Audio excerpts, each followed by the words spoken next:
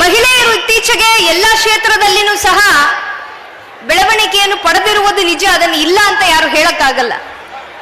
ಆದರೆ ಕೆಲವೊಂದು ಜನ ಹೇಳ್ತಾರೆ, ಹಿಂದೆ ಎಲ್ಲ ಮಹಿಳೆಯರಿಗೆ ಓದಕ್ಕೇನೆ ಬಿಟ್ಟಿಲ್ಲ, ಈಗೆಲ್ಲ ಸುಮಾರು ಜನ ಆಫೀಸರ್ಸ್ ಆಗಿದ್ದಾರೆ, ರಾಜಕಾರಣದಲ್ಲಿ ಬಂದಿದ್ದಾರೆ. ಯಾಕೆ ಇವತ್ತು ನಮ್ಮ ದೇಶದ ರಾಷ್ಟ್ರಪತಿಯಾಗಿ ಕೂಡ ಒಂದು ಹೆಣ್ಣು ಮಗಳೇ ಇದ್ದಾರೆ. ಈಗ ಎಲ್ಲಾ ಕ್ಷೇತ್ರದಲ್ಲಿ ಹೆಣ್ಣು ಮಗಳು ಬಂದಿದ್ರು ಸಹ ಇವತ್ತು ಕೂಡ ಹೆಣ್ಮಕ್ಕಳ ಹಕ್ಕುಗಳ ಬಗ್ಗೆ ಹೋರಾಟ ಮಾಡ್ತೀರಿ, ಇನ್ನು ಏನ್ ಬೇಕು ನಿಮಗೆ ಅಂತ ಹೇಳುವವರು ಕೂಡ ಈ ಒಂದು ಸಮಾಜದಲ್ಲಿ ಇನ್ನೂ ಕೂಡ ಇದ್ದಾರೆ. ನಾವು ಎಲ್ಲ ಕ್ಷೇತ್ರದಲ್ಲಿನೂ ಬೆಳವಣಿಗೆ ಆಗಿದ್ದೀವಿ. ಆದ್ರೆ ಒಂದು ಮಾತು ಇಲ್ಲಿ ಇರುವ ಎಲ್ಲರೂ ಕೂಡ ತಿಳ್ಕೊಬೇಕಾಗಿರುವುದು, ನಮ್ಮ ದೇಶದಲ್ಲಿ ತಗೊಂಡಿದೀವಿ ಅಂದ್ರೆ ಗಂಡು ಮಕ್ಕಳು ಓದ್ತಾ ಇರುವುದು ಅಂದ್ರೆ ಅವ್ರಿಗೆ ಶಿಕ್ಷಣ ಸಿಗ್ತಾ ಇರುವುದು 2000 ವರ್ಷಗಳಿಂದ ಸಿಗ್ತಾ ಇದೆ. ಆದ್ರೆ ಹೆಣ್ಣು ಮಕ್ಕಳು ಓದೋದಕ್ಕೆ ಶುರು ಮಾಡಿದ್ದು ಬರೀ ಒಂದು 60 ರಿಂದ 70 ವರ್ಷಗಳಿಂದನೇ ಶುರು ಮಾಡಿದ್ದಾರೆ.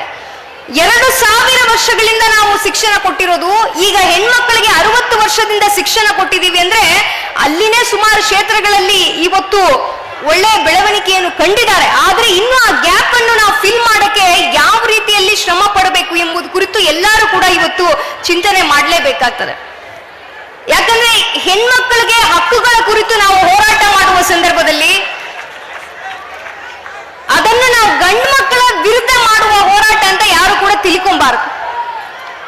ಈಗಾಗಲೇ ಇಲ್ಲಿ ವೇದಿಕೆ ಮೇಲೆ ಮಾತನಾಡೋರು ಹೇಳಿದ್ದಾರೆ, ಎಲ್ಲರೂ ಕೂಡ ಒಪ್ತಾರೆ ಅಂತ ನಾನು ಭಾವಿಸ್ತೀನಿ.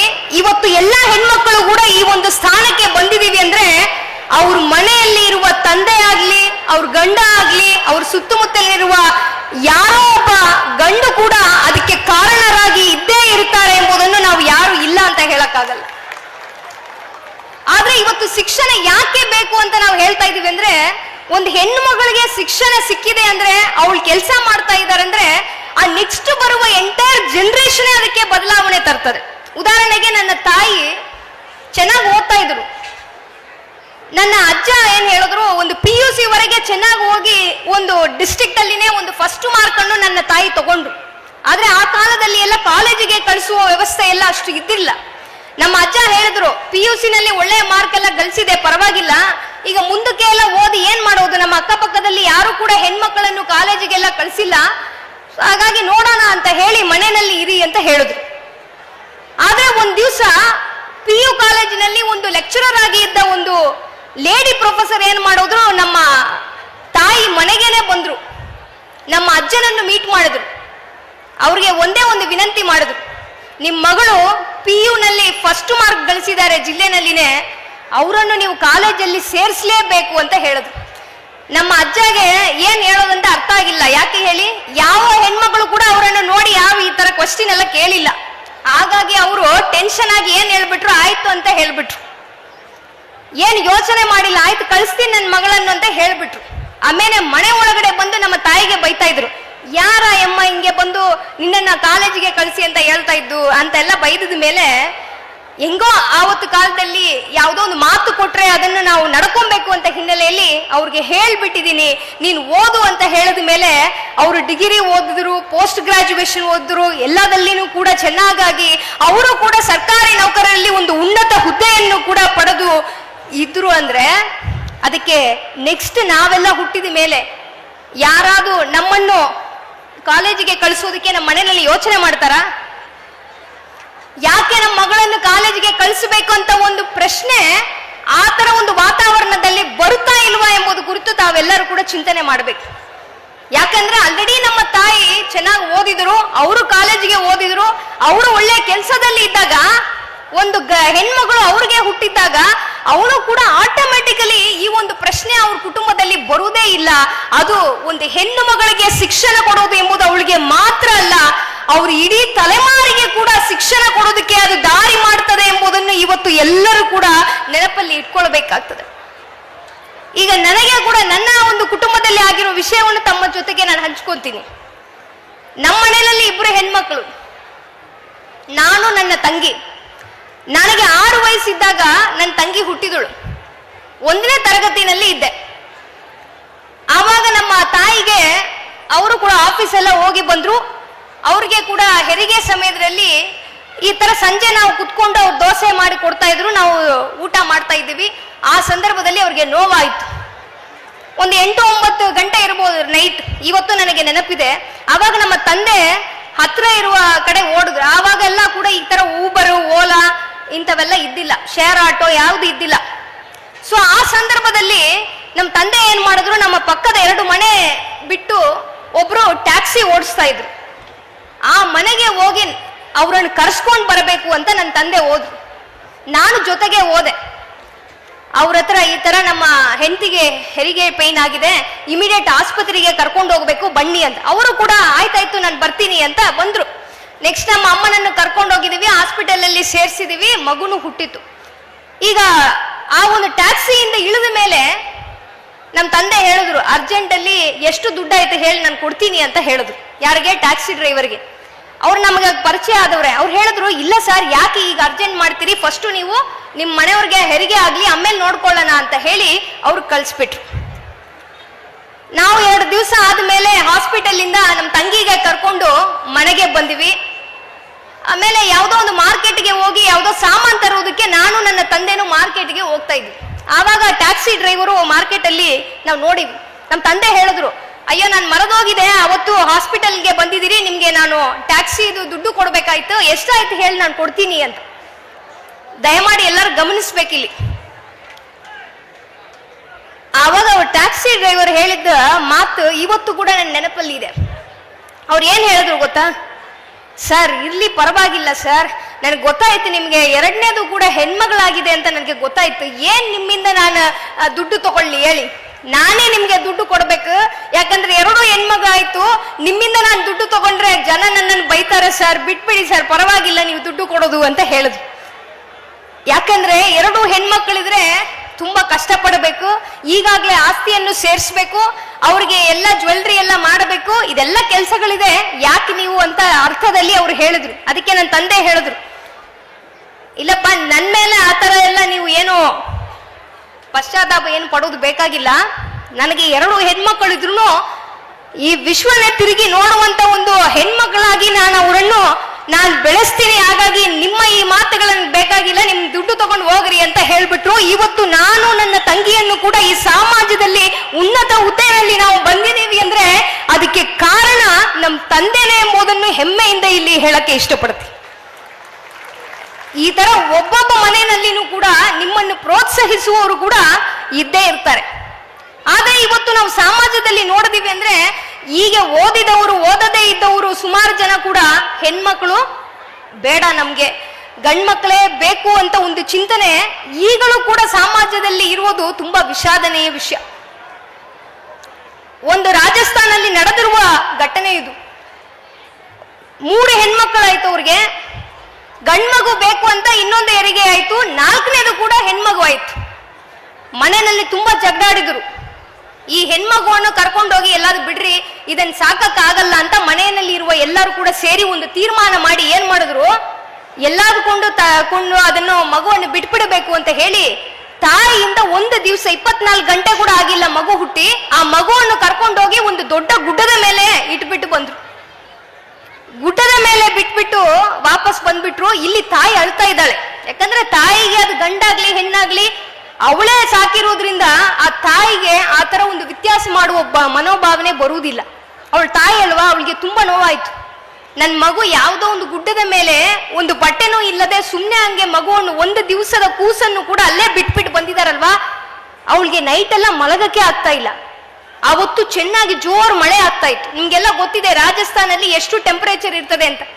ಬೆಳಗ್ಗೆ ತುಂಬಾ ಅತಿ ಹೆಚ್ಚಿನ ಒಂದು ಟೆಂಪರೇಚರ್ ಇರ್ತದೆ, ರಾತ್ರಿ ಆದ್ಮೇಲೆ ತುಂಬಾ ತಂಪುಗೆ ಆಗ್ತದೆ, -ಡಿಗ್ರಿನಲ್ಲಿ ಇರ್ತದೆ. ಈ ತರ 2 ಎಕ್ಸ್ಟ್ರೀಮ್ ವೆದರ್ ಕಂಡೀಷನ್ಸ್ ಅಲ್ಲಿ ಇರ್ತದೆ ಡೆಸರ್ಟ್ಸ್ ಅಲ್ಲಿ.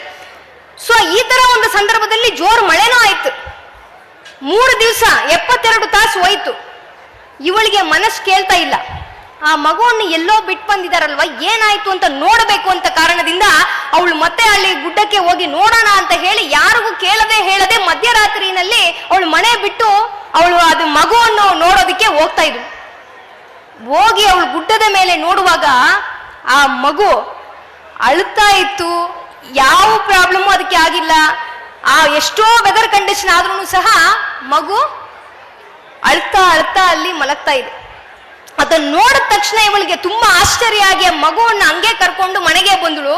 ಮನೆಗೆ ಬಂದ್ಮೇಲೆ ಅವಳು ಹೇಳ್ತಾಳೆ, ಇಲ್ಲಿ ಮನೆಯಲ್ಲಿ ಯಾರು ಇದರ ಬಗ್ಗೆ ಮಾತಾಡಬಾರ್ದು, ಯಾಕೆಂದ್ರೆ ಈ ಮಗು ಬೇಡ ಅಂತ ತಾವು ಎಲ್ಲರೂ ಕೂಡ ಗುಡ್ಡದ ಮೇಲೆ ಬಿಟ್ರಿ. 72 ತಾಸು ಯಾರು ಇಲ್ಲದೆ ಒಂದು ಹಾಲು ಕೂಡ ಕುಡಿಸಿಲ್ಲ, ಯಾವುದು ಕುಡಿಸಿಲ್ಲ, ನೀರು ಒಂದು ಹನಿ ಕೂಡ ಕುಡಿಸಿಲ್ಲ. ಇಷ್ಟು ಒಂದು ಪ್ರಾಬ್ಲಮ್ ಇಂದ, ಇಷ್ಟು ಒಂದು ವೆದರ್ ಕಂಡೀಷನ್ ಇಂದ ಈ ಮಗು ಬದುಕ್ತಾ ಇತ್ತು ಅಂದ್ರೆ ಈ ಮುಂದಕ್ಕೆ ಕೂಡ ಯಾರದ ಒಂದು ಅವಕಾಶನೂ ಇಲ್ಲದೆ, ಯಾರದ ಸಪೋರ್ಟ್ ಇಲ್ಲದೆ ಕೂಡ ಈ ಮಗು ಚೆನ್ನಾಗಿ ಬೆಳೀತಾಳೆ. ಅವಳ ಶಕ್ತಿಯ ಸ್ವರೂಪ ಅಂತ ಹೇಳಿ ಆ ಮಗುವನ್ನು ತಂದು ಅವಳು ಸಾಕಕ್ಕೆ ಶುರು ಮಾಡಿದಾಳೆ. ಇದು ಯಾಕೆ ಹೇಳ್ತಾ ಇದ್ದೀನಿ ಅಂದ್ರೆ, ಹೆಣ್ಮಕ್ಳಿಗೆ ನೈಸರ್ಗಿಕವಾಗಿನೇ ಆ ಒಂದು ಶಕ್ತಿಯನ್ನು ದೇವರು ನಮ್ಗೆ ಕೊಟ್ಟಿದ್ದಾರೆ ಎಂಬುದನ್ನು ಎಲ್ಲಾ ಹೆಣ್ಮಕ್ಳನ್ನು ಫಸ್ಟ್ ಅಂಡರ್ಸ್ಟ್ಯಾಂಡ್ ಮಾಡ್ಕೊಬೇಕು.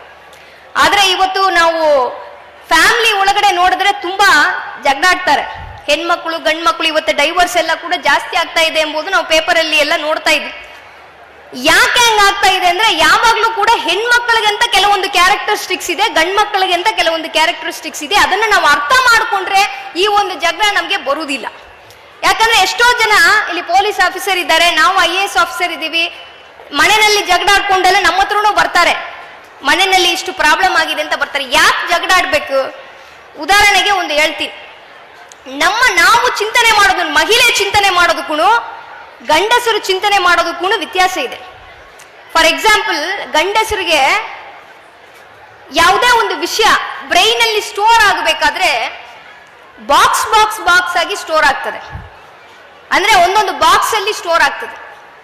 ಅದೇ ಹೆಣ್ಮಗಳಿಗೆ ಹೆಂಗೆ ಸ್ಟೋರ್ ಆಗ್ತದೆ ಅಂದ್ರೆ ನೂಡಲ್ಸ್ ತರ ಸ್ಟೋರ್ ಆಗ್ತದೆ. ನೂಡಲ್ಸ್ ಅಂದ್ರೆ ಗೊತ್ತಲ್ವಾ, ಎಲ್ಲ ಇಂಟರ್ ಕನೆಕ್ಟೆಡ್ ಆಗಿ ಇರ್ತದೆ. 1925 ಏನ್ ನಡೆದಿದೆ ಅದನ್ನು ತಗೊಂಡು ಬಂದು 1985 ಜೊತೆಗೆ ಅದನ್ನು ಟೈ ಮಾಡ್ತಾರೆ. ಆದ್ರೆ ಗಂಡಸರಿಗೂ ಅದು ಬರುವುದಿಲ್ಲ. ಅವ್ರಿಗೆ ಆಫೀಸ್ ಒಂದು ಬಾಕ್ಸ್ ಅಲ್ಲಿ ಇರ್ತದೆ, ಮನೆ ಒಂದು ಬಾಕ್ಸ್ ಅಲ್ಲಿ ಇರ್ತದೆ, ಮಕ್ಕಳು ಒಂದು ಬಾಕ್ಸ್ ಅಲ್ಲಿ ಇರ್ತದೆ, ಮನೆಯವರು ಒಂದು ಬಾಕ್ಸ್ ಅಲ್ಲಿ ಇರ್ತಾರೆ. ಒಂದು ವಿಷಯ ಇದೆ, ಗಂಡಸರಿಗೆ ಇಲ್ಲಿ ಇರುವವರೆಲ್ಲ ಒಪ್ತೀರಿ ಅಂತ ಭಾವಿಸ್ತೀನಿ, ಒಂದು ಎಂಟಿ ಬಾಕ್ಸ್ ಅಂತ ಇದೆ.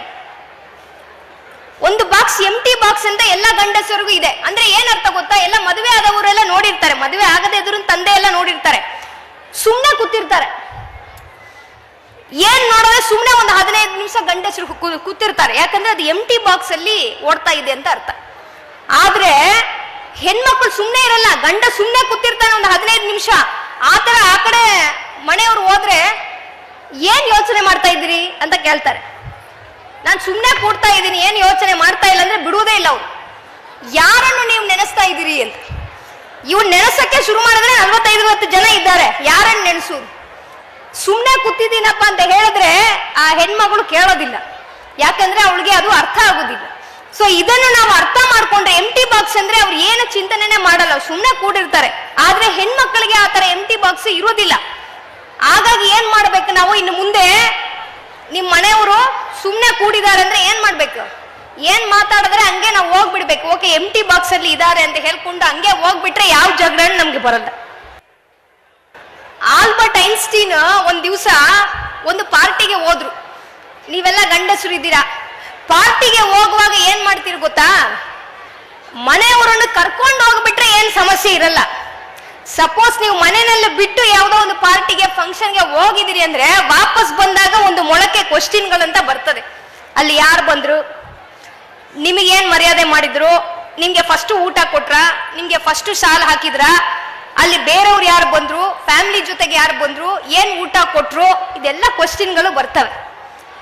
ಆತರ ಆಲ್ಬರ್ಟ್ ಐನ್ಸ್ಟೀನ್ ಒಂದು ದಿವಸ ಒಂದು ಪಾರ್ಟಿಗೆ ಹೋದ್ರು. ಹೋಗಿ ಮತ್ತೆ ವಾಪಸ್ ಮನೆಗೆ ಬಂದ್ಮೇಲೆ ಅವ್ರ ಹೆಂಡತಿ ಒಂದು ಕ್ವಶನ್ ಕೇಳ್ತಾಳೆ ಇದೇ ತರ, ಏನ್ರಿ ಪಾರ್ಟಿ ಎಲ್ಲ ಚೆನ್ನಾಗಾಯ್ತಾ ಅಂತ. ಹಾ ಆಯ್ತಾಯ್ತು ಅಂದ್ರು. ಯಾರೆಲ್ಲ ಬಂದ್ರು ಅಂತ ಹೇಳಿದ್ರು. ಅವ್ರು ಬಂದ್ರು, ಇವ್ರು ಬಂದ್ರು ಅಂತ ಹೇಳಿದ್ರು. ಇದೆಲ್ಲ ಹೆಣ್ಮಕ್ಳು ಯಾರೆಲ್ಲ ಬಂದ್ರು ಅಂತ ಕೇಳಿದ್ರು. ಅವರು ಈ ತರ ಇವ್ರು ಬಂದ್ರು ಅಂತ ಹೇಳಿದ್ರು. ಆಯ್ತು ಅಂತ ಒಬ್ಬ ಲೇಡಿ ಹೆಸರು ಹೇಳಿ, ಈ ಅಮ್ಮ ಏನ್ ಡ್ರೆಸ್ ಹಾಕೊಂಡ್ ಬಂದ್ರು ಅಂತ ಕೇಳಿದ್ರು. ಈಗ ಆಲ್ಬರ್ಟ್ ಐನ್ಸ್ಟೀನ್ಗೆ ತುಂಬಾ ಕಷ್ಟವಾದ ಒಂದು ಸಿಚುವೇಶನ್. ಅವ್ರು ಹೇಳಿದ್ರು, ನೋಡಿ ನೀವು ಹೇಳುವ ಹೆಣ್ಮಗಳು ನನಗೆ ಆಪೋಸಿಟ್ ಅಲ್ಲಿ ಕೂತ್ಕೊಂಡು ನನ್ನ ಜೊತೆಗೆ ಊಟ ಮಾಡ್ತಾ ಇದ್ರು. ಏನ್ ಡ್ರೆಸ್ ಹಾಕೊಂಡು ಬಂದ್ರು ಅಂತ ಹಿಂಗೆ ಕೇಳಿದ್ರೆ ನಾನು ಕೆಳಗಡೆ ಹೋಗಿ ನೋಡಿ ಹಿಂಗೆ ಏನ್ ಡ್ರೆಸ್ ಹಾಕಿದಾರೆ ನೋಡಿದ್ರೆ ಅದು ತಪ್ಪಾಗುತ್ತೆ. ಈ ತರ ನೋಡಕ್ಕೆ ಆಗುದಿಲ್ಲ. ಹಾಗಾಗಿ ನನಗೆ ಅವ್ರು ಏನ್ ಡ್ರೆಸ್ ಹಾಕಿದ್ದಾರೆ ಅಂತ ನನಗೆ ಗೊತ್ತಿಲ್ಲಮ್ಮ ಅಂತ ಹೇಳ್ಬಿಟ್ರು. ಅಷ್ಟೇ, ಅಲ್ಲಿಂದ ಜಗಳ ಶುರು ಆಯ್ತು. ಸೊ ಆಲ್ಬರ್ಟ್ ಐನ್ಸ್ಟೀನ್ಗೆನೆ ಈ ಒಂದು ಪರಿಸ್ಥಿತಿ ಅಂದ್ರೆ ಅವರ ಬುಕ್ಕಲ್ಲಿ ಬಯೋಗ್ರಫಿಯಲ್ಲಿ ಅದನ್ನು ಬರೀತಾ ಇದೆ. ಈ ತರ ಇದ್ದಾಗ ಯಾಕೆ ಈ ಒಂದು ಜಗಳಗಳು ಆಗ್ತಾ ಇದೆ ಅಂದ್ರೆ ನಮ್ಮ ಒಂದು ಮನಸ್ಥಿತಿನೂ ಗಂಡ್ಮಕ್ಕಳ ಮನಸ್ಥಿತಿನೂ ಬೇರೆ ಬೇರೆಯಾಗಿ ಇರ್ತದೆ ಎಂಬುದನ್ನು ಒಂದು ಬೇಸಿಕ್ ಅನ್ನು ನಾವು ಅರ್ಥ ಮಾಡ್ಕೊಂಡಿದೀವಿ ಅಂದ್ರೆ ಸಂಸಾರದಲ್ಲಿ ನಾವು ಯಾವುದೇ ರೀತಿಯ ಜಗಳ ಇಲ್ಲದೆ ನಾವು ಒಟ್ಟಾರೆಯಾಗಿ ನಾವು ಕೆಲಸ ಮಾಡಕ್ಕೆ, ಒಟ್ಟಾರೆಯಾಗಿ ಬದುಕೋದಕ್ಕೆ, ಇಬ್ಬರು ಸೇರಿ ನಾವು ಬೆಳೆಯೋದಕ್ಕೆ ಅದು ಕಾರಣವಾಗಿ ಇರ್ತದೆ. ಈಗ ನಾವು ಹೆಣ್ಮಕ್ಕಳಾಗಿ ನಾವು ಬೆಳೆಯಬೇಕಾದ್ರೆ ಎಷ್ಟೋ ಕಷ್ಟಗಳು ನಮಗೆ ಬಂದೇ ಬರ್ತದೆ, ಇಲ್ಲ ಅಂತ ಅಲ್ಲ. ಈಗ ಓದಕ್ಕೆ ಶುರು ಮಾಡ್ತೀವಿ ಅಂದ್ರೆ ಓದನ ಚೆನ್ನಾಗಿ ಓದ್ತಾಳೆ ಅಂತ ಹೇಳಿ ಈವನ್ ಇಂಜಿನಿಯರಿಂಗ್ ಕಾಲೇಜ್ ಆಗ್ಲಿ ಡಾಕ್ಟರ್ ಆಗ್ಲಿ ಎಲ್ಲರೂ ಹಾಕ್ತಾರೆ. ಹಾಕಿದ ಮೇಲೆ ಏನ್ ಹೇಳ್ತಾರೆ, ಸಪೋಸ್ ಅವಳು ಚೆನ್ನಾಗಿ ಓದ್ತಾ ಇದ್ದಾಳೆ, ಎಲ್ಲ ಸೆಮಿಸ್ಟರ್ ಅಲ್ಲಿನೂ ಕೂಡ ಡಿಸ್ಟಿಂಕ್ಷನ್ ಅಲ್ಲಿ ಪಾಸ್ ಆಗ್ತಾ ಬಂದಿದ್ದಾಳೆ. ಆದ್ರೆ ಮಧ್ಯದಲ್ಲಿ ಯಾವುದೋ ಒಂದು ಗಂಡು ಮದುವೆಗೋಸ್ಕರ ಸಿಕ್ಕಿದ್ದಾರೆ ಅಂದ್ರೆ ಹೇಳಿದ ತಕ್ಷಣ ಏನ್ ಮಾಡ್ತಾರೆ, ಇದೆಲ್ಲ ಬದಿಗೆ ಇಟ್ಬಿಡ್ತಾರೆ. ಆಯ್ತಮ್ಮ ಚೆನ್ನಾಗಿ ಓದ್ತಿದಿ ರೈಟ್, ಆದ್ರೆ ಈ ತರ ಹುಡುಗ ಮತ್ತೆ ಇನ್ನೊಮ್ಮೆ ಸಿಗೋದೇ ಇಲ್ಲ, ಹಾಗಾಗಿ ಮದುವೆ ಫಸ್ಟ್ ಮಾಡ್ಬಿಡೋಣ ಅಂತ ಮದುವೆ ಮಾಡಿಬಿಡ್ತಾರೆ. ಸೇರಿ ಒಮ್ಮೆ ಅದನ್ನ ದಾಟಿ ಒಂದು ಹೆಣ್ಮಗಳು ಚೆನ್ನಾಗಿ ಓದಿದ್ದಾಳೆ, ಒಳ್ಳೆ ಕೆಲ್ಸಕ್ಕೆ ಹೋಗಿದ್ದಾಳೆ ಅಂತ ಹೇಳಿದ್ರೆ ಕೆಲ್ಸಕ್ಕೆ ಹೋಗಿದ ಮೇಲೇನೋ ಅವಳಿಗೆ ಮದುವೆ ಆದ್ಮೇಲೆ ಒಂದ್ ವೇಳೆ ಗಂಡ ಅರುಣಾಚಲ್ ಪ್ರದೇಶಲ್ಲಿ ಇದ್ದಾನೆ ಅಂದ್ರೆ ಇವಳೇನ್ ಮಾಡ್ಬೇಕು, ಇಲ್ಲಿಂದ ಕೆಲಸ ಬಿಟ್ಟು ಅವನ ಜೊತೆಗೆ ಅರುಣಾಚಲ್ ಪ್ರದೇಶ್ಗೆ ಹೋಗ್ಬಿಡ್ಬೇಕು. ಅಲ್ಲಿನೂ ಹೋಗಿದ್ದಾಳೆ ಪರವಾಗಿಲ್ಲ ಅಂತ ಹೇಳಿ ಅಲ್ಲಿ ಏನಾದ್ರು ಒಂದೆರಡು ಕೆಲಸ ಅವಳಿಗೆ ಸಿಕ್ಕಿದೆ ಅಂದ್ರೆ ಮಗು ಹುಟ್ಟಿದೆ. ಮಗು ಹುಟ್ಟಿದ ಮೇಲೆ ಏನಾಗ್ತದೆ, ಮಗುವನ್ನು ನೋಡ್ಕೊಳ್ಳೋದೇ ನಮಗೆ ಇಂಪಾರ್ಟೆಂಟ್ ಇದೆ. ಸೊ ಮಗುವನ್ನು ನೋಡಿ ಆಮೇಲೆ ಕೆಲಸ ಮಾಡ್ಕೊಳ್ಳೋಣ ಅಂತ ಅಲ್ಲಿನೂ ಕೂಡ ಅವಳು ಕೆಲಸವನ್ನು ಬಿಡ್ತಾಳೆ. ಈ ತರ ಪ್ರತಿ ಹಂತದಲ್ಲಿನೂ ಅವಳ ಕಷ್ಟವನ್ನು ತಾಟ್ಕೊಂಡೇ ನಾವು ಬರಬೇಕೇ ವಿನ ಅದನ್ನು ನಾವು ಬಿಟ್ಟು ಬರಕ್ಕೆ ಆಗುದಿಲ್ಲ. ಈಗ ನಾವು ಹೇಳ್ತೀವಿ ಅದನ್ನ ಗಂಡ್ಮಕ್ಕಳಿಂದ ಮಾತ್ರ ಆತರ ಇಶ್ಯೂಸ್ ಇದೆ ಅಂತ ತಿಳ್ಕೊಳ್ಬಾರದು. ಎಷ್ಟೋ ಹೆಣ್ಮಕ್ಳು ಅದನ್ನ ಹೇಳೋದನ್ನ ನಾವು ಕೇಳಿದ್ದೀವಿ. ಯಾರಾದ್ರೂ ಸಮಾಜದಲ್ಲಿ ಒಳ್ಳೆಯ ಸ್ಥಾನಕ್ಕೆ ಬಂದ್ರೆ ಕೆಲವೊಂದು ಹೆಣ್ಮಕ್ಳು ಹೇಳ್ತಾಳೆ, ಇವ್ರು ಯಾವ ರೀತಿ ಇಲ್ಲಿ ಬಂದಿದ್ದಾಳೆ ಅಂತ ನಮ್ಗೆ ಗೊತ್ತಿಲ್ವಾ ಅಂತ. ಇಷ್ಟೊಂದೆಲ್ಲ ಅವಮಾನಗಳು ಎಲ್ಲರಿಗೂ ಬಂದೇ ಬರುತ್ತದೆ. ಆದ್ರೆ ಅದನ್ನೆಲ್ಲ ತಾಟ್ಕೊಂಡು ಬರಬೇಕು. ಒಂದು ಸರ್ವೆ ಹೇಳ್ತದೆ 1.5 ಟೈಮ್ಸ್ ಹೆಣ್ಮಕ್ಳು ಗಂಡ್ಮಕ್ಕಳಿಗಿಂತ ಹೆಚ್ಚುವರಿಯಾಗಿ ಕೆಲಸ ಮಾಡಬೇಕು, ಹೆಚ್ಚುವರಿಯಾಗಿ ತಮ್ಮ ಪ್ರತಿಭೆಯನ್ನು ಜಾಸ್ತಿ ಮಾಡಿದ್ರೆ ಮಾತ್ರ ಒಂದು ಗಂಡಸರಿಗೆ ಸಮಾನವಾಗಿ ಆಗೋದಕ್ಕೆ ಸಾಧ್ಯ ಅಂತ ಹೇಳ್ತಾರೆ. ಯಾಕಂದ್ರೆ ನಮ್ಗೆ ಎಲ್ಲ ಮನೆ ಕೆಲಸ ಎಲ್ಲ ಕೂಡ ನಾವು ಮಾಡ್ಬೇಕು. ಆದ್ರೆ ಹೆಣ್ಮಕ್ಳಿಗೂ ಕೆಲವೊಂದು ಪ್ರಾಬ್ಲಮ್ ಇದಾವೆ, ಅದನ್ನು ಕೂಡ ನಾವು ಮಾತಾಡ್ಬೇಕಾಗ್ತದೆ. ಅಡಿಗೆ ಮಾಡುವಾಗ ನಾವೇ ಮಾಡಬೇಕು, ಮನೆಯಲ್ಲಿ ಮಕ್ಕಳು ಸಾಕುವಾಗ ನಾವೇ ಮಾಡಬೇಕು. ಯಾರು ಕೆಲವೊಂದು ನಿಮ್ಗೆ ಹೇಳೋದಿಲ್ಲ, ಆದ್ರೆ ಅವರೇ ಹಂಗ ಅನ್ಕೊಂತಾರೆ. ನನ್ನ ಜೊತೆಗೆ ಓದಿದ ಒಂದು ಫ್ರೆಂಡು ಬ್ಯಾಂಕಲ್ಲಿ ಕೆಲಸ ಮಾಡ್ತಾ ಇದ್ದಾಳೆ. ಅವಳ ಪ್ರಾಬ್ಲಮ್ ಅಂತ ಒಂದ್ ದಿವಸ ನನ್ನ ಹತ್ರ ಮಾತಾಡಿದಳು. ಏನಮ್ಮ ಪ್ರಾಬ್ಲಮ್ ನಿನಗೆ? ನನಗೆ ನನ್ನ ಗಂಡನಿಗೆ ಸ್ವಲ್ಪ ಪ್ರಾಬ್ಲಮ್ ಆಗ್ತಾ ಇದೆ ಅಂತ. ಏನ್ ಪ್ರಾಬ್ಲಮ್ ಅಂತ ಕೇಳಿದೆ. ಅವ್ರು ಹೇಳಿದ್ರು, ನನಗೆ 8 ಗಂಟೆಗೆ ಕೆಲಸ ಮುಗೀತದೆ, ನನ್ನ ಗಂಡನಿಗೆ 4 ಗಂಟೆ ಕೆಲಸ ಮುಗಿದು ಮನೆಗೆ ಬಂದ್ಬಿಡ್ತಾರೆ. ಈಗ ಗಂಡ ಮನೆಗೆ ಬಂದ್ಮೇಲೆ ಟೀ ಯಾರು ಮಾಡೋದು? ಅವ್ನು ಬಂದ ತಕ್ಷಣ ಟೀ ಕುಡಿತಾರೆ. ಟೀ ಯಾರು ಮಾಡೋದು ಎಂಬುದರಲ್ಲಿ ಪ್ರಶ್ನೆ ಬಂದಿದೆ. ನಾನು 8 ಗಂಟೆವರೆಗೆ ನನಗೆ ಕೆಲಸ ಮಾಡೋಕ್ಕಾಗ್ತಾ ಇಲ್ಲ, ನಾನು ಮನೆಗೆ ಹೋಗಿ ಟೀ ಯಾರು ಮಾಡೋದು ಎಂಬುದರಲ್ಲಿ ಸಮಸ್ಯೆ ಆಗಿದೆ ಅಂತ. ನಾನು ಹೇಳಿದೆ, ಅವರೇ ಟೀ ತಾನಮ್ಮ, ಅವರೇ ಮಾಡ್ಕೊಳ್ಬೋದಲ್ವ, ಏನ್ ನೀನ್ ಹೋಗಿ ಮಾಡಿದ್ರೆ ಮಾತ್ರ ಕುಡಿತಾರ, ಅವರೇ ಮಾಡ್ಕೊಳ್ಳಿ ಅನ್ನೇ ಹೇಳಿ ಅಂತ. ಆದ್ರೆ ಅವ್ರಿಗೆ ಅಭ್ಯಾಸ ಇಲ್ಲ. ನಾನು ಹೇಳ್ದೆ, ನನಗೆ ಕೂಡ ಅಭ್ಯಾಸ ಇಲ್ಲ, ನಾನು ಓದುವವರೆಗೆ ಮನೆಯಲ್ಲಿ ಒಂದು ಬಿಸಿ ನೀರು ಕೂಡ ಮಾಡಿಲ್ಲ.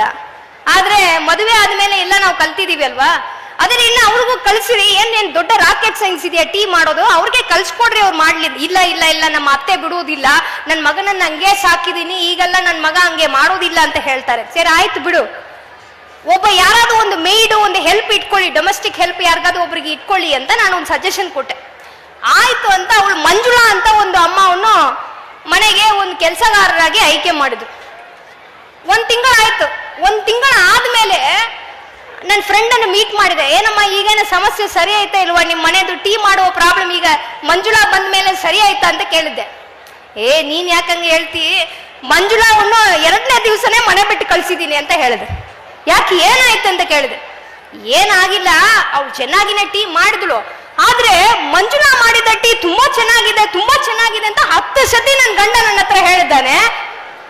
ಅದು ನನಗೆ ಇಷ್ಟ ಆಗಿಲ್ಲ, ಹಾಗಾಗಿ ನೆಕ್ಸ್ಟ್ ಡೇನ ಮನೆ ಬಿಟ್ಟು ಕಳಿಸಿದೀನಿ ಅಂತ ಹೇಳಿ. ಈಗ ಪ್ರಾಬ್ಲಮ್ ಯಾರ್ದು ಹೇಳಿ? ಕೆಲವೊಂದು ವಿಷಯ ಹಿಂಗೇನು ಮಾಡಕ್ಕೆ ನಮ್ಗೆ ಮನಸ್ಸು ಬರೋಲ್ಲ, ಹಂಗೇನು ಮಾಡಕ್ಕೆ ಮನಸ್ಸು ಬರೋಲ್ಲ. ಎಲ್ಲಾನು ನಾವೇ ಮಾಡಬೇಕು ಅಂತ ಮಾಡ್ಕೊಂಡಿರೋದ್ರಿಂದ ನಮ್ಮ ಮೇಲೆ ನಾವೇ ಒತ್ತಡಗಳನ್ನು ಹಾಕೊಂತೀವಿ. ನಮ್ಮ ಲೈಫಲ್ಲಿ ಪ್ರಿಯಾರಿಟಿ ಏನಿದೆ ಎಂಬುದನ್ನು ಯೋಚನೆ ಮಾಡಬೇಕು. ಯಾಕೆ ಇದನ್ನು ಹೇಳ್ತಾ ಇದ್ದೀನಿ ಅಂದ್ರೆ, ಇವತ್ತು ನೀವು ಅನ್ಕೊಬಹುದು ಎಲ್ಲ ಕಡೆನೂ ಮಹಿಳೆಯರು ಇದ್ದಾರಲ್ವಾ ಅಂತ. ಈಗ ನೋಡಿ, ಎಲ್ಲ ಕ್ಷೇತ್ರದಲ್ಲಿನೂ ಮಹಿಳೆಯರು ಇದ್ದಾರೆ. ಅದು ಎಲ್ಲಿ ಇದ್ದಾರೆ ಎಂಬುದು ತುಂಬಾ ಇಂಪಾರ್ಟೆಂಟ್ ಇದೆ. ಒಂದು ಸಂಸ್ಥೆ ಒಂದು ಪಿರಮಿಡ್ ಅನ್ನು ತಗೊಂಡಿದೀವಿ ಅಂದ್ರೆ, ಅಲ್ಲಿ ಕೆಳಮಟ್ಟದಲ್ಲಿ ಲೋಯರ್ ಲೆವೆಲ್ ಅಲ್ಲಿ ಅಂದ್ರೆ ಎಂಟ್ರಿ ಲೆವೆಲ್ ಅಲ್ಲಿ ನಾವು ನೋಡುವಾಗ 100 ಜನಕ್ಕೆ ಒಂದು ಸಂಸ್ಥೆ ಕೆಲಸಕ್ಕೆ ತಗೊಳ್ತಾ ಇದೆ ಅಂದ್ರೆ ಅದರಲ್ಲಿ 50 ಗಂಡನ್ ತಗೊಂತಾರೆ, 50 ಹೆಣ್ಮಕ್ಳಲ್ಲಿ ಸಮಾನತೆ ಇದೆ. ಬೇಕಾದ್ರೆ ಹೆಚ್ಚುವರಿಯಾಗಿ ಕೂಡ ಇನ್ನು ಹೆಚ್ಚಿನ ಸಂಖ್ಯೆಯಲ್ಲಿ ಕೂಡ ಲೇಡೀಸ್ಗೆ ತಗೊಂತಾ ಇದ್ದಾರೆ, ಎಂಟ್ರಿ ಲೆವೆಲ್ ಅಲ್ಲಿ ತಗೊಳ್ತಾ ಇದ್ದಾರೆ, ಅಲ್ಲಿ ಏನ್ ಸಮಸ್ಯೆ ಇಲ್ಲ. ಆದ್ರೆ ಮಿಡಲ್ ಲೆವೆಲ್ ಮ್ಯಾನೇಜ್ಮೆಂಟ್ ಅಂದ್ರೆ ನಾವು ಹೇಳ್ತಾ ಇದೀವಿ, ಸ್ವಲ್ಪ ಮೇಲೆ ಮಿಡಲ್ ಲೆವೆಲ್ ಮ್ಯಾನೇಜ್ಮೆಂಟ್ಗೆ ನಾವು ಹೋಗಿದಾಗ ಇದು ಎಷ್ಟು ಪರ್ಸೆಂಟೇಜ್ ಆಗ್ತದೆ ಗೊತ್ತಾ? 70:30 ಆಗ್ತದೆ. ಮಿಡಲ್ ಲೆವೆಲ್ ಮ್ಯಾನೇಜ್ಮೆಂಟ್ಗೆ 100 ಜನ ತಗೊಂಡ್ರೆ 70 ಜನ ಗಂಡಸರು ಇದ್ದಾರೆ, 30 ಜನ ಮಾತ್ರ ಹೆಣ್ಮಕ್ಳಿದ್ದಾರೆ. ಇನ್ನು ನಾವು ಟಾಪ್ ಮ್ಯಾನೇಜ್ಮೆಂಟ್ ಅಂತ ಇವತ್ತು ಎಲ್ಲ ಕ್ಷೇತ್ರದಲ್ಲಿ ಟಾಪ್ ಮ್ಯಾನೇಜ್ಮೆಂಟ್, ಒಂದು ಕಂಪನಿ ಸಿಇಒ ಇರ್ಬೋದು, ಒಂದು ಅಡ್ಮಿನಿಸ್ಟ್ರೇಟರ್ ಅಲ್ಲಿ ಟಾಪ್ ಇರ್ಬೋದು, ಪೊಲಿಟಿಕಲಿ ಟಾಪ್ ಇರ್ಬೋದು, ಈ ತರ ಟಾಪ್ ಮ್ಯಾನೇಜ್ಮೆಂಟ್ ಅಲ್ಲಿ ನಾವು ತಗೊಂಡ್ರೆ ಎಷ್ಟಿದ್ದಾರೆ ಗೊತ್ತಾ ಹೆಣ್ಮಕ್ಳು? 100 ಜನಕ್ಕೆ 94 ಜನ ಗಂಡಸರು ಇದ್ದಾರೆ, ಒಂದೇ 6 ಜನ ಮಾತ್ರ ಹೆಣ್ಮಕ್ಳಿದ್ದಾರೆ. ಈ ರೇಷಿಯೋವನ್ನು ನಾವು ಹೆಚ್ಚಿಸಬೇಕು ಅಂತಾನೆ ನಾವು ಇಷ್ಟೊಂದು ಶ್ರಮಗಳನ್ನು ಪಡಿತಾ ಇದೀವಿ. ಇದರಲ್ಲಿ ವಿಷಾದನೆಯ ವಿಷಯ ಏನಂದ್ರೆ, ಕಳೆದ 10 ವರ್ಷದಿಂದ ಈ 94:6 ಎಂಬುದರಲ್ಲಿ ಯಾವ ಬದಲಾವಣೆಯನ್ನು ಕೂಡ ಬಂದಿಲ್ಲ. ಈ ಒಂದು ಕ್ಷೇತ್ರಕ್ಕೆ ಹೋಗಕ್ಕೆ ಏನು ಅಡೆತಡೆ ಇದೆ ಎಂಬುದನ್ನು ನಾವು ಯೋಚನೆ ಮಾಡಿ ನೋಡಿದಾಗ, ನಮ್ದೇ ಆಫೀಸಲ್ಲಿ ನಾವು ಕೇಳ್ತೀವಿ, ಒಂದು ಹೊಸ ಪ್ರಾಜೆಕ್ಟ್ ಇದೆ, ಯಾರಪ್ಪ ತಗೊಂತೀರಿ? 10 ಜನ ಇದಾರಂತ ಅನ್ಕೊಳ್ಳಿ, 6 ಜನ ಗಂಡ್ಮಕ್ಳು 3 ಜನ ಹೆಣ್ಮಕ್ಳು ಕೆಲಸ ಮಾಡುವ ಸಂಸ್ಥೆನಲ್ಲಿ ಒಂದು ಹೊಸ ಪ್ರಾಜೆಕ್ಟ್ ಬಂದಿದೆ, ಯಾರು ತಗೊಂತೀರಿ ಅಂತ ಹೇಳಿದ ತಕ್ಷಣ 6 ಜನ ಗಂಡ್ಮಕ್ಳು ಕೈ ಎತ್ತಾರೆ, ಒಂದು ನಿಮಿಷನ ಯೋಚನೆ ಮಾಡೋದಿಲ್ಲ. ಆ ಹೆಣ್ಮಕ್ಳು ಏನ್ ಮಾಡ್ತಾರ ಗೊತ್ತಾ? ಕೈ ಎತ್ತೋದಿಲ್ಲ. ಪಕ್ಕದಲ್ಲಿ ಇರುವ ಇನ್ನೂ 2 ಇದಾರಲ್ವಾ, ಇವಳೇನ್ ಮಾಡ್ತಾಳೆ, ಇವಳ ಕೈ ಎತ್ತಿದಾಳ ಅಂತ ನೋಡ್ತಾರೆ. ಯಾರೋ ಒಬ್ರು ಎತ್ತು ಬಿಟ್ಟಿದ ಮೇಲೆ, ಓ ಇವಳೇ ಕೈ ಎತ್ತಾಳ, ಸೊ ಇವಳು ಕೈ ಎತ್ತಿದಾಳ, ಆಯ್ತು ನಾವು ಎತ್ತುವಣ ಅಂತ ಇಷ್ಟೇ ಎತ್ತಾರೆ ಅಷ್ಟೆ. ಯಾಕಂದ್ರೆ ಆ ಟಾಪ್ ಮ್ಯಾನೇಜ್ಮೆಂಟ್ಗೆ ಹೋಗ್ಬೇಕಾದ್ರೆ ಆ ಗಂಡಸರು 8 ಗಂಟೆ 9 ಗಂಟೆ 10 ಗಂಟೆವರೆಗೆ ಕೆಲಸ ಮಾಡಕ್ಕೆ ರೆಡಿ ಇರ್ತಾರೆ. ಆದ್ರೆ ನಮ್ಮ ಹೆಣ್ಮಕ್ಳು ಏನ್ ಮಾಡ್ತಾರೆ, ನಾನು 5 ಗಂಟೆಗೆ ಮನೆಗೆ ಹೋಗ್ಬಿಡ್ಬೇಕು, ಅಲ್ಲಿ ನಮ್ಮ ಗಂಡ ಇದ್ದಾನೆ, ಮಕ್ಕಳಿದ್ದಾನೆ, ಮರಿ ಇದೆ, ಎಲ್ಲ ನೋಡ್ಕೊಬೇಕು, 8 ಗಂಟೆವರೆಗೆ ನನಗೆ ಕೆಲಸ ಮಾಡಕ್ಕೆ ಕಷ್ಟ ಆಗ್ತದೆ. ಈ ಒಂದು ಕಷ್ಟವನ್ನ ಹೇಳ್ಕೊಂಡಿರೋದ್ರಿಂದನೇ ಟಾಪ್ ಮ್ಯಾನೇಜ್ಮೆಂಟ್ ಅಲ್ಲಿ ಹೆಣ್ಮಕ್ಕಳು ಬರುವುದು ಕಡಿಮೆ ಆಗ್ತಾ ಬಂದಿದೆ ಎಂಬುದನ್ನು ನಾವು ತಿಳ್ಕೊಳ್ಬೇಕಾಗಿರೋದು. ನಾವು ಎಷ್ಟೇ ಕಷ್ಟಗಳಿದ್ರು ಅದನ್ನು ಕೂಡ ಸೇರಿಸ್ಕೊಂಡು ಅದನ್ನೆಲ್ಲ ಕೂಡ ಸೇರಿ ನಾವು ಮಾಡುವಂತ ಒಂದು ಧೈರ್ಯ, ಒಂದು ಪ್ರತಿಭೆ ನಮಗೆ ಇದೆ ಎಂಬುದನ್ನು ಯಾರು ನಂಬ್ತಾರೆ ಅವರೇ ಆ ಟಾಪ್ ಮ್ಯಾನೇಜ್ಮೆಂಟ್ ಅಲ್ಲಿ ಬಂದಿರುವ 6 ಹೆಣ್ಮಕ್ಕಳು ಕೂಡ. ಅವ್ರಿಗೆ ಕೂಡ ಫ್ಯಾಮಿಲಿ ಇದೆ, ಅವ್ರಿಗೆ ಕೂಡ ಮಕ್ಕಳಿದ್ದಾರೆ. ಅದು ಎಲ್ಲವನ್ನು ಕೂಡ ಬ್ಯಾಲೆನ್ಸ್ ಮಾಡೋದಕ್ಕೆ ನಾವೆಲ್ಲರೂ ಕೂಡ ಕಲಿಬೇಕು. ಕೊನೆಯದಾಗಿ ಒಂದೇ ಒಂದು ವಿಷಯ ಹೇಳಿ ನನ್ನ ಮಾತನ್ನು ಮುಗಿಸ್ತೀನಿ. ನಮ್ಗೆ ಎಲ್ಲರಿಗೂ ಗೊತ್ತಿರುವ ಒಂದು ವಿಚಾರ, ಹೆಣ್ಮಕ್ಕಳು. ಇವತ್ತು ಹೆಣ್ಮಕ್ಕಳಂದ್ರೆ ನಮಗೆ ಒಂದು ಎಕ್ಸ್ಪೆಕ್ಟೇಷನ್ ಇದೆ. ಯಾವಾಗ್ಲೂ ಹೆಣ್ಮಗು ಅಂತ ನಾವು ಹೇಳಿದ ತಕ್ಷಣ ನೋಡೋದಕ್ಕೆ ಚೆನ್ನಾಗಿರ್ಬೇಕು, ತೆಳ್ಳಗಿರ್ಬೇಕು, ಬೆಳ್ಳಗಿರ್ಬೇಕು ಅಂತ ಒಂದು ಕ್ಯಾರೆಕ್ಟರಿಸ್ಟಿಕ್ಸ್ ನಮಗೆ ಫಿಕ್ಸ್ ಮಾಡ್ಕೊಳ್ತೀವಿ.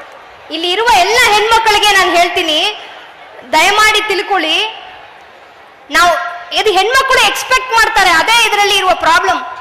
ಯಾರಾದ್ರೂ ನಮ್ಮನ್ನು ನೋಡಿ ನೀನ್ ನೋಡಕ್ಕೆ ಚಂದ ಇದೆಯಾ ಅಂತ ಹೇಳಬೇಕು ಅಂತ ನಾವು ಎಕ್ಸ್ಪೆಕ್ಟ್ ಮಾಡೋದು ಹೇಗಿದೆ ಅಂದ್ರೆ ನಮ್ಮ ಸೆಲ್ಫ್ ರೆಸ್ಪೆಕ್ಟ್ ಅನ್ನು ನಾವು ಕಳ್ಕೊಳ್ಳೋದಕ್ಕೆ ಸಮ. ನಾವು ಯಾರಾದ್ರೂ ನಮ್ಮನ್ನು ನೋಡಿ ನಾವು ಹೇಗಿದ್ದೀವಿ ಎಂಬುದನ್ನು ಬೇರೆ 3ನೇ ವ್ಯಕ್ತಿ ಹತ್ರ ನಾವು ಇದನ್ನು ನಾವು ಕೊಟ್ಟಿದ್ದೀವಿ ಅಂದ್ರೆ we are losing our self respect. So don't do that. ಯಾಕಂದ್ರೆ ಒಂದು ನಾಸಾ ಸೈಂಟಿಸ್ಟ್ ಆಗಬೇಕಾದ್ರೆ, ಒಂದು ಒಳ್ಳೆ ಪೊಲಿಟಿಷಿಯನ್ ಆಗಬೇಕಾದ್ರೆ, ಯಾವುದೋ ಒಂದು ಆಫೀಸಲ್ಲಿ ಉನ್ನತ ಹುದ್ದೆನಲ್ಲಿ ಇರಬೇಕಾದ್ರೆ ಹಿಂಗೆಲ್ಲ ಇರಬೇಕು ಅಂತ ಕ್ಯಾರೆಕ್ಟರಿಸ್ಟಿಕ್ಸ್ ಎಲ್ಲಿನೂ ಇಲ್ಲ.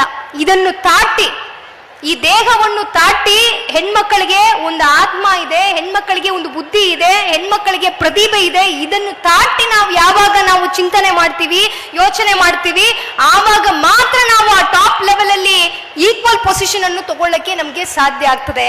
ಆ ನಿಟ್ಟಿನಲ್ಲಿ ನಾವು ಪ್ರತಿಯೊಬ್ಬರನ್ನು ಕೂಡ ಯೋಚನೆ ನಾವು ಮಾಡಲೇಬೇಕಾಗ್ತದೆ. ಯಾಕಂದ್ರೆ ಇವತ್ತು ಎಲ್ಲ ನಮ್ಮ ಮಹಿಳಾ ಆಯೋಗದ ಅಧ್ಯಕ್ಷರು ಕೂಡ ಮಾತಾಡಿದ್ರು, ಎಷ್ಟೋ ಘಟನೆಗಳು ಆಗ್ತಾ ಇದಾವೆ ಹೆಣ್ಮಕ್ಳಿಗೆ ಅಂತ. ಯಾಕೆ ಆ ಘಟನೆ ಆಗ್ತಾ ಇದೆ ಅಂದ್ರೆ ಹೆಣ್ಮಕ್ಳು ತಮ್ಮ ಬಗೆನ ಒಂದು ಅವೇರ್ನೆಸ್ ಅನ್ನು ಕಡಿಮೆ ಇರುವುದರಿಂದನೇ ಈ ತರದೆಲ್ಲ ಆಗ್ತಾ ಇದೆ. ನಾವೊಂದು ಕತೆ ಎಲ್ಲ ಕೇಳಿರ್ತೀವಿ, ಸಾಮಾನ್ಯವಾಗಿ ಮಗು ಇದ್ದಾಗನೇ ಈ ಕತೆ ಎಲ್ಲ ನಮ್ಗೆ ಹೇಳಿರ್ತಾರೆ. ಒಂದು ಕಾಗೆ ನರಿ ಕತೆ ನಮ್ಗೆಲ್ಲ ಗೊತ್ತಿದೆ. ಒಂದು ಕ್ಲಾಸ್ ಅಲ್ಲಿ ಇದೇ ಕಥೆಯನ್ನು ಚಿಕ್ಕ ಮಕ್ಕಳಿಗೆ ಹೇಳ್ಕೊಡ್ತಾರೆ ಮಾಸ್ಟ್ರು. ಯಪ್ಪ, ಒಂದು ಅಜ್ಜಿ ವಡೆಯನ್ನು ಮಾಡ್ತಾ ಇತ್ತು, ಕಾಗೆ ಬಂತು, ವಡೆಯನ್ನು ಕತ್ಕೊಂಡೋಯ್ತು, ಕತ್ಕೊಂಡೋಗಿ ಒಂದು ಮರದ ಮೇಲೆ ಕುತ್ಕೊಂಡಿತು. ಆ ದಾರಿಯಿಂದ ಒಂದು ನರಿ ಬಂತು, ಕಾಗೆ ಬಾಯಲ್ಲಿ ಆ ವಡೆಯನ್ನು ಇಟ್ಕೊಂಡಿರುವ ಸಂದರ್ಭದಲ್ಲಿ ನರಿ ಬಂದು, ಕಾಗೆ ನೀನ್ ಎಷ್ಟು ಚಂದ ಹಾಡು ಹಾಡ್ತೀಯಾ ಅಂತ ಹೇಳಿದ ಮೇಲೆ ನನಗೋಸ್ಕರ ಒಂದು ಹಾಡು ಹಾಡ್ತೀಯಾ ಅಂತ ಕೇಳಿದ ತಕ್ಷಣ ಆ ಒಂದು ಕಾಗೆ ಏನ್ ಮಾಡ್ತದೆ, ಆ ಒಂದು ವಿಷಯಕ್ಕೆ ಮಣಿದು ತನ್ನ ಬಾಯಲ್ಲಿ ಇರುವ ವಡೆಯನ್ನು ಕೆಳಗಡೆ ಬೀಳ್ತದೆ, ನರಿ ತಗೊಂಡು ಓಡಾಗ್ಬಿಡ್ತದೆ. ಈ ಕತೆ ಎಲ್ಲರಿಗೂ ಗೊತ್ತಿದೆ ಅಲ್ವಾ? ಗೊತ್ತಿದೆ.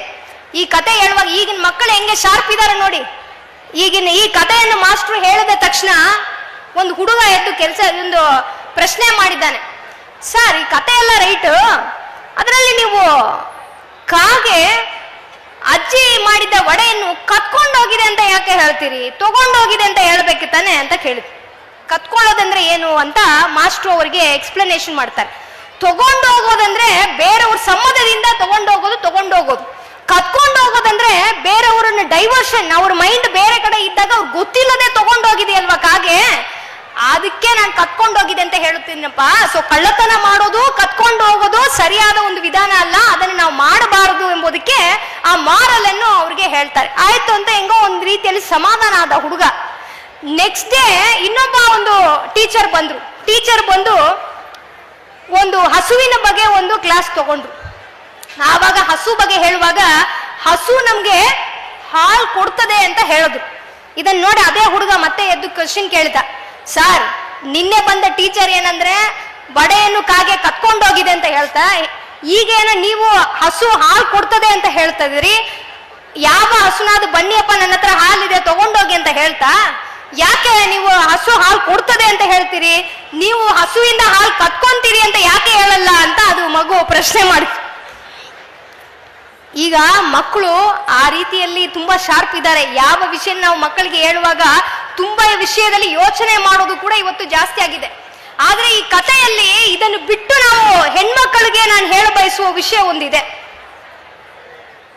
ಇಲ್ಲಿ ಒಂದು ವಿಷಯ ತಾವು ಅಬ್ಸರ್ವ್ ಮಾಡ್ಬೇಕು. ಆ ನರಿ ಕಾಗೆ ಹತ್ರ ಬಂದು ಏನ್ ಹೇಳ್ತು, ನೀನ್ ಚಂದ ಹಾಡು ಹಾಡ್ತಿ, ಹಾಡು ಅಂತ ಹೇಳ್ತು. ಈ ಕಾಗೆಗೆ ಸ್ವಲ್ಪನಾದ್ರೂ ಬುದ್ಧಿ ಬೇಕಾ ಇಲ್ವಾ? ಫಸ್ಟ್ ಆಫ್ ಆಲ್ ಅದಕ್ಕೆ ಹಾಡು ಹಾಡಕ್ಕೆ ಬರ್ತದ ಅಂತ ಯೋಚನೆ ಮಾಡ್ಬೇಕು. ಒಂದು ಎರಡನೇ ವಿಷಯ, ನಾನ್ ಚೆನ್ನಾಗಿ ಹಾಡು ಹಾಡಿದ್ರು ಅದಕ್ಕೆ ಹೇಳೋದಕ್ಕೆ ಒಂದು ಯೋಗ್ಯತೆ ಬೇಕಲ್ವಾ ನಿನ್ಗೆ? ಆ ನರಿಗೂ ಹಾಡುಗೂ ಏನ್ ಸಂಬಂಧ ಇದೆ? ಅದೇನ್ ಮ್ಯೂಸಿಕ್ ಎಕ್ಸ್ಪರ್ಟ್ ಇದೆಯಾ? ಇಲ್ಲ. ಆ ನರಿಗೆ ಸಂಗೀತದ ಬಗ್ಗೆ ಹಾಡದ ಬಗ್ಗೆ ಏನ್ ಅರಿವಿದೆ? ಏನು ಇಲ್ಲ. ಅಂತ ನರಿ ನನ್ನನ್ನು ನೋಡಿ ನೀನ್ ಚಂದ ಹಾಡು ಹಾಡ್ತಿ ಅಂತ ಕೇಳಿದಾಗ ಅದನ್ನು ಕಿವಿ ಕೊಟ್ಟು ನಾನು ಏಮಾರಿಸೋದು ಬಿಟ್ರೆ ಬೇರೆ ಏನ್ ದಾರಿ ಇದೆ ಎಂಬುದನ್ನು ಎಲ್ಲ ಹೆಣ್ಮಕ್ಕಳು ಕೂಡ ಯೋಚನೆ ಮಾಡಬೇಕು. ಯಾರಾದ್ರೂ ಬಂದು ನೀನ್ ಚಂದ ಇದೆ, ನೀನ್ ಚೆನ್ನಾಗಿದ್ದೆ, ನೀನ್ ಚೆನ್ನಾಗಿ ಹಾಡಾಡ್ತೆ, ಚೆನ್ನಾಗಿ ಆಡ್ತಿ ಅಂತ ಯಾರಾದ್ರೂ ಬಂದು ನಿಮ್ಗೆ ಮಾತಾಡಿದ್ರೆ ಫಸ್ಟ್ ಪಾಯಿಂಟ್, ನೀವು ಚೆನ್ನಾಗಿ ಮಾಡ್ತೀರಿ, ನೀವು ಚೆನ್ನಾಗಿ ಕಾಣ್ತೀರಿ ಎಂಬುದು ನಿಮಗೆ ಗೊತ್ತಿರ್ಬೇಕು. ಅದು ಬೇರೆಯವ್ರು ಹೇಳಬೇಕಂತ ಅವಶ್ಯಕತೆ ಇಲ್ಲ. ಎರಡನೇ ವಿಷಯ, ಹೇಳುವವ್ರು ಯಾರು ಅಂತ ನೀವು ಯೋಚನೆ ಮಾಡ್ಬೇಕು. ನಿಮ್ಮ ತಾಯಿ ತಂದೆಯರು ಹೇಳ್ತಾರ, ನಿಮ್ಮ ಅಕ್ಕಪಕ್ಕದವ್ರು ಹೇಳ್ತಾರ, ಅದು ಬೇರೆ ವಿಷಯ. ಗೊತ್ತಿಲ್ಲದೆ ಯಾವೋ ಒಂದು ವ್ಯಕ್ತಿ ನಿಮ್ಮನ್ನು ನೋಡಿ ನೀನ್ ಹಿಂಗ್ ಕಾಣ್ತಿ, ಹಂಗ್ ಕಾಣ್ತಿ, ಹಂಗೆ ಚೆನ್ನಾಗಿದೆ, ಹಿಂಗೆ ಚೆನ್ನಾಗಿದೆ ಅಂತ ಹೇಳಿದ್ರೆ ಅದನ್ನ ನೋಡಿದ ತಕ್ಷಣ ನಾವು ತುಂಬಾ ಎಕ್ಸೈಟ್ ಆಗಿ ಅವ್ನ ಹಿಂದ್ಗಡೆ ಹೋಗ್ಬಿಟ್ಟಿದೀವಿ ಅಂದ್ರೆ ಅದಕ್ಕಿಂತ ದಡ್ಡತನ ಈ ವಿಶ್ವದಲ್ಲಿ ಯಾವುದು ಇಲ್ಲ ಎಂಬುದನ್ನು ಎಲ್ಲ ಹೆಣ್ಮಕ್ಕಳು ಕೂಡ ಮನಸ್ಸಿನಲ್ಲಿ ಇಟ್ಕೊಂಡ್ರೆ ಇವತ್ತಾಗುವ ಎಲ್ಲ ಘಟನೆಗಳನ್ನು ಕೂಡ ತಡೆ ಕಟ್ಟೋದಕ್ಕೆ ಸಾಧ್ಯ ಆಗ್ತದೆ. ಕೊನೆಯದಾಗಿ ಒಂದೇ ಒಂದು ಕತೆ ಹೇಳಿ ನನ್ನ ಮಾತನ್ನು ಮುಗಿಸ್ತೀನಿ. ಒಂದು ಕ್ಲಾಸಲ್ಲಿ ಟೀಚರು ಪಾಠ ಹೇಳ್ಕೊಡ್ತಾ ಇದ್ದಾರೆ. ಪಾಠ ಹೇಳ್ತಾ ಇದ್ದಾಗ ಸ್ಟೂಡೆಂಟ್ಸ್ ಎಲ್ಲ ಬೋರ್ ಆಗಿದೆ ಅಂತ ಹೇಳಿ ಟೀಚರ್ ಯಾವುದೋ ಒಂದು ಕತೆ ಹೇಳಿ, ಡೈಲಿ ಇದೇ ಪಾಠ ಹೇಳ್ತೀರಿ, ಒಂದು ಕತೆ ಹೇಳಿ ಅಂತ ಕೇಳಿದ್ರು. ಆ ಟೀಚರ್ ಒಂದು ಕತೆ ಹೇಳಿದ್ರು. ಆ ಕಾಲದಲ್ಲಿ ಒಂದು ಹೆಣ್ಮಗಳು, ಆವಾಗೆಲ್ಲ 5 ವಯಸ್ಸಿದ್ದಾಗಲೇ ಮದುವೆ ಮಾಡಿಬಿಡ್ತಾರೆ. ಮದುವೆ ಆಯ್ತು, 6ನೇ ವಯಸ್ಸಿನಲ್ಲಿ ಗಂಡ ಸತ್ತೋದ, ವಿಧವೆ ಆದ್ರು. 6 ವಯಸ್ಸಿನಲ್ಲಿ ವಿಧವೆ, ಮನೆನಳ್ಳಿನೇ ಇದ್ದಾಳೆ. ಆ ಕಾಲದಲ್ಲಿ ಒಂದು ಸಂಪ್ರದಾಯ ಇತ್ತು, ವಿಧವೆಗಳನ್ನು ಒಳ್ಳೆ ಕಾರ್ಯಕ್ರಮಕ್ಕೆ, ಮದುವೆ ಇಂಥ ಕಾರ್ಯಕ್ರಮಕ್ಕೆಲ್ಲ ಕರ್ಕೊಂಡು ಹೋಗೋದಿಲ್ಲ. ಆದ್ರೆ ಅವಳಿಗೆ 6 ವಯಸ್ಸಿದೆ, ಹೇಗೆ ಕರ್ಕೊಂಡು ಹೋಗೋದು, ಬಿಟ್ಟು ಹೋಗೋದಕ್ಕೂ ಆಗಲ್ಲ. ಸೊ ತಾಯಿ ತಂದೆಯರು ಏನ್ ಮಾಡಿದ್ರು, ಎಲ್ಲಾದ್ರೂ ಫಂಕ್ಷನ್ಗೆ ಕರ್ಕೊಂಡು ಹೋದ್ರೆ ಅವಳನ್ನು ಒಂದು ಮೂಲೆಯಲ್ಲಿ ಕೂಡಿಸ್ಬಿಟ್ಟು ಇವ್ರು ಫಂಕ್ಷನ್ ಅಟೆಂಡ್ ಮಾಡಿ ಬರುವವರು. ಇದನ್ನೇ ವಾಡಿಕೆಯಾಗಿ ಇಟ್ಕೊಂಡ್ರು. ಒಂದ್ ದಿವಸ ಒಂದು ಮದುವೆ ಕಾರ್ಯಕ್ರಮಕ್ಕೆ ಹೋದ್ರು, ಆ ಮಗಳನ್ನು ಕರ್ಕೊಂಡು ಹೋದ್ರು. ಒಂದು ಮೆಟ್ಟಿಲು ಹತ್ತುವ ಕಡೆ ಕೆಳಗಡೆ ಒಂದು ಸಣ್ಣ ಜಾಗ ಇರ್ತದೆ ನೋಡಿ, ಮೆಟ್ಟಿಲು ಹತ್ತುವ ಕೆಳಗಡೆ, ಆ ಜಾಗನಲ್ಲಿ ನೀನ್ ಇಲ್ಲೇ ಕೂಡಮ್ಮ, ಎಲ್ಲಿನೂ ಹೊರಗಡೆ ಬರಬಾರದು ಅಂತ ಆ ಮೂಲೆಯಲ್ಲಿ ಕೂಡಿಸ್ಬಿಟ್ಟು ಇವರು ಮದುವೆ ಅಟೆಂಡ್ ಮಾಡಕ್ಕೆ ಹೋದ್ರು. ಆ ದಾರಿಯಿಂದ ಒಬ್ಬ ಹುಡುಗ ಬರ್ತಾನೆ. ಆ ಹುಡುಗ ಬಂದ್ಮೇಲೆ ಆ ಮಗಳನ್ನ ನೋಡ್ತಾಳೆ, 6 ವಯಸ್ಸು ಇರುವ ಮಗುವನ್ನು. ಯಾರು ಇವಳು ಅಂತ ಕೇಳಿದಾಗ ಇವಳು ಹಿಸ್ಟ್ರಿ ಎಲ್ಲ ಹೇಳ್ತಾರೆ. ಅವಳು ಒಂದು ವಿಧವೆ, ಒಂದು ಯಂಗ್ ವಿಡೋ ಇದ್ದಾಳೆ, 6 ವಯಸ್ಸಾಗಿದೆ. ಇದನ್ನ ನೋಡಿದ ಮೇಲೆ ಅವನಿಗೆ ತುಂಬಾ ಮನಸ್ಸು ನೋವಾಗಿ ಒಂದು ಪೇಪರ್ ಅಲ್ಲಿ ಬರೀತಾನೆ ಅವನು, ನಾನು ನಿನ್ನನ್ನು ಮದುವೆ ಮಾಡ್ಕೊಂತೀನಿ, ನಿನ್ನನ್ನು ಚೆನ್ನಾಗಿ ನೋಡ್ಕೊಂತೀನಿ, ನಾನು ಬಾಂಬೆನಲ್ಲಿ ಕೆಲಸ ಮಾಡ್ತಾ ಇದ್ದೀನಿ, ನಿನಗೆ ಇಷ್ಟ ಆದ್ರೆ ನನಗೆ ಇವತ್ತು ಸಂಜೆ 5 ಗಂಟೆ ಒಳಗಾಗಿ ನೀನು ನಿನ್ನ ಇಷ್ಟವನ್ನು ನನಗೆ ತಿಳಿಸಿ, ನಾನು ನಿಮ್ಮನ್ನು ಮದುವೆ ಮಾಡಿ ನನ್ನ ಊರಿಗೆ ಕರ್ಕೊಂಡು ಹೋಗ್ತೀನಿ, 5 ಗಂಟೆ ಮೇಲೆ ನನಗೆ ಟ್ರೈನ್ ಇದೆ, ನಾನು ಹೋಗ್ಬಿಡ್ತೀನಿ ಅಂತ ಹೇಳಿ ಒಂದು ಪೇಪರ್ ಅಲ್ಲಿ ಬರೆದು ಅದನ್ನ ಅವಳ ಹತ್ರ ಎಸಕ್ತಾನೆ. ಆ ಹುಡುಗಿ ಆ ಪೇಪರ್ ಅನ್ನು ತೆರೆದು ನೋಡಿದಾಗ ಓ ಅಂತ ಅಳಕ್ ಶುರು ಮಾಡಿದ. ಯಾಕೆ ಹೇಳಿ, ಅವಳಿಗೆ ಓದಕ್ ಬರಲ್ಲ, ಏನ್ ಬರ್ದಿದ್ದಾನೆ ಗೊತ್ತಿಲ್ಲ, ಯಾರ ಹತ್ರ ಕೊಡೋದು ಭಯ, ಯಾಕಂದ್ರೆ ಯಾರ ಹತ್ರನು ಏನಾದ್ರು ಒಂದು ಬರ್ದಿದ್ರೆ ಏನ್ ಬರ್ದಿದ್ದಾನೆ ಅಂತ ಗೊತ್ತಿಲ್ಲ ಅಂತ ಹೇಳಿ ಆ ಪೇಪರ್ ಅನ್ನು ಇಟ್ಕೊಂಡು ಯಾರಿಗೂ ತೋರ್ಸದೆ ಮನೆಗೆ ಹೋಗಿದ್ರು. ಮನೆಗೆ ಹೋದ ನಂತರ ಅಲ್ಲಿ ತಾಯಿ ತಂದೆರ ಹತ್ರ ಕೇಳ್ತಾಳೆ, ನೋಡಿಯಪ್ಪ ನನ್ನನ್ನು ಮದುವೆ ಮಾಡಿಬಿಟ್ರಿ, ನನಗೆ ಇನ್ನು ಭವಿಷ್ಯ ಏನೂ ಇಲ್ಲ, ಎಷ್ಟು ದಿವಸ ನಾನು ಇಲ್ಲೇ ಇರೋದು, ನನ್ನನ್ನು ಏನಾದ್ರು ಶಾಲೆಗೆ ಕಳಿಸಿದ್ರೆ ಅಟ್ಲೀಸ್ಟ್ ನಾನು ಏನಾದ್ರು ಓದ್ತೀನಿ, ನನ್ನ ಭವಿಷ್ಯನ ನಾನೇ ನೋಡ್ಕೊಂತೀನಿ, ನನ್ನ ಶಾಲೆಗೆ ಏನಾದ್ರು ಕಳಿಸಿ ಅಂತ ಹೇಳಿದ ಮೇಲೆ ಅವರು ಕೂಡ ಸಮಾಧಾನ ಆಗಿ ಆಯ್ತು ಪಾಪ ಚಿಕ್ಕ ವಯಸ್ಸಿದೆ, ಶಾಲೆಗನಾದ್ರು ಹೋಗಿ ಅಂತ ಶಾಲೆಗೆ ಕಳಿಸಿದ್ರು. ಈ ತರ ಕತೆ ಹೋಗ್ತಾ ಇದೆ. ಆ ಕಥೆಯನ್ನು ಟೀಚರ್ ಕೇಳ್ತಾ ಸಂದರ್ಭದಲ್ಲಿ ಮಕ್ಕಳಿಗೆಲ್ಲ ತುಂಬಾ ಒಂದು ಕ್ಯೂರಿಯಾಸಿಟಿ, ಮಿಸ್ ಕತೆ ಎಲ್ಲ ಇರ್ಲಿ, ಅವಳು ಏನಾದಳು ಫೈನಲ್ ಆಗಿ, ಅವಳು ಗತಿ ಏನಾಯ್ತು, ಈಗ ಏನಾಗಿದ್ದಾಳೆ ಅವಳು, ಲಾಸ್ಟ್ ಕೊನೆಯದಾಗಿ ಕ್ಲೈಮ್ಯಾಕ್ಸ್ ಏನಾಯ್ತು ಅಂತ ಕೇಳಿದಾಗ ಆ ಟೀಚರ್ ಹೇಳಿದ್ರು, ಆ ಹುಡುಗಿ ನಿಮ್ಮ ಮುಂದೆ ಟೀಚರ್ ಆಗಿ ಪಾಠ ಹೇಳ್ಕೊಡ್ತಾ ಇದ್ದಾಳೆ ಅಂತ ಆ ಟೀಚರ್ ಹೇಳಿದ್ರು. ಈಗ ಯೋಚನೆ ಮಾಡಿ, ಒಂದು ಶಿಕ್ಷಣ ಅವಳಿಗೆ ಆವತ್ತು ಓದೋಕೆ ಗೊತ್ತಿಲ್ಲದೆ ಇರುವುದರಿಂದ ಅವನ ಭವಿಷ್ಯನೇ ಕಳ್ಕೊಂಡಿದ್ದು. ಆವತ್ತು ಭವಿಷ್ಯ ಅವಳ ಪೇಪರ್ ಅನ್ನು ತೆಗೆದು ನೋಡಿದ್ರೆ ಅವಳು ಸ್ವಂತ ಕಾಲಲ್ಲಿ ನಿಂತು ಒಂದು ನಿರ್ಧಾರ ಮಾಡಿ ಅವಳ ಭವಿಷ್ಯನೇ ಬದಲಾವಣೆ ಮಾಡಕ್ಕೆ ಒಂದು ಸಾಧ್ಯ ಆಗಿರ್ತದೆ. ಇವತ್ತು ನಾವು ಎಷ್ಟೋ ಅವಕಾಶಗಳನ್ನು ಶಿಕ್ಷಣ ಇಲ್ಲದೆ ಇರುವುದರಿಂದ ನಾವು ಕಳ್ಕೊಂತಾ ಇದೀವಿ. ಎಲ್ಲ ಗೆಳತಿಯರೇ, ಸೊ ಎಲ್ಲರೂ ಕೂಡ ಶಿಕ್ಷಣಕ್ಕೆ ಆದ್ಯತೆ ಕೊಡಿ. ಇವತ್ತು ತರಳಬಾಳು ಸಂಸ್ಥೆ ಇಷ್ಟೊಂದು ಹೆಣ್ಮಕ್ಕಳಿಗೆ ಶಿಕ್ಷಣವನ್ನು ಕೊಡ್ತಾ ಇರುವ ಒಂದು ಉತ್ತಮ ಕೆಲಸವನ್ನು ಮಾಡ್ತಾ ಇದೆ ಅಂದ್ರೆ ಅವ್ರಿಗೆ ನಿಜಕ್ಕೂ ಕೂಡ ಸ್ವಾಮೀಜಿ ಅವ್ರಿಗೂ ಈ ಸಂಸ್ಥೆಯವರಿಗೂ ಕೂಡ ನನ್ನ ಹೃದಯಪೂರ್ವಕವಾಗಿ ಅಭಿನಂದನೆಗಳನ್ನು ನಾನು ಸಲ್ಲಿಸಕ್ಕೆ ಇಷ್ಟಪಡ್ತೀನಿ. ಇವತ್ತು ಇಲ್ಲಿ ವೇದಿಕೆಯಲ್ಲಿ ಇರುವ ಚಾಮರಾಜನಗರ SP ಆಗಿರ್ಬೋದು, ಇಲ್ಲಿ ಇರುವ ಎಷ್ಟೋ ಪೊಲೀಸ್ ಆಫೀಸರ್ಸ್ ಕೂಡ ಇಲ್ಲಿಂದ ಓದಿದವರು ಎಂಬುದನ್ನು ಸ್ವಾಮೀಜಿ ಅವರು ಹೇಳಿದಾಗ ನಿಜಕ್ಕೂ ಕೂಡ ನನಗೆ ಹೆಮ್ಮೆ ಅನಿಸ್ತಾ ಇದೆ. ಎಲ್ಲರೂ ಕೂಡ ಕಡ್ಡಾಯವಾಗಿ ಹೆಣ್ಮಕ್ಕಳಿಗೆ ಶಿಕ್ಷಣವನ್ನು ಕೊಡ್ರಿ. ಅವರು ಮುಂದಕ್ಕೆ ಅವರ ಒಂದು ಭವಿಷ್ಯವನ್ನು ಅವರೇ ಮಾಡುವ ಒಂದು ಶಕ್ತಿಯನ್ನು ಅವರಿಗೆ ನಾವು ಕೊಡುವುದೇ ಈ ಸಮಾಜದ ಮುಖ್ಯವಾದ ಪ್ರಮುಖವಾದ ಪಾತ್ರ ಅಂತ ಈ ಒಂದು ಸಂದರ್ಭದಲ್ಲಿ ಹೇಳಿ ಮಾತನಾಡಕ್ಕೆ ಅವಕಾಶ ಕೊಟ್ಟಿದೆ ತಮ್ಮ ಎಲ್ಲರಿಗೂ ವಂದಿಸಿ ನನ್ನ ಮಾತನ್ನು ಮುಗಿಸ್ತೀನಿ. ಧನ್ಯವಾದಗಳು. SSTV ಸಿನಿಮಾ ಜಗತ್ತಿನ ಕ್ಷಣ ಕ್ಷಣದ ಸುದ್ದಿಯೊಂದಿಗೆ.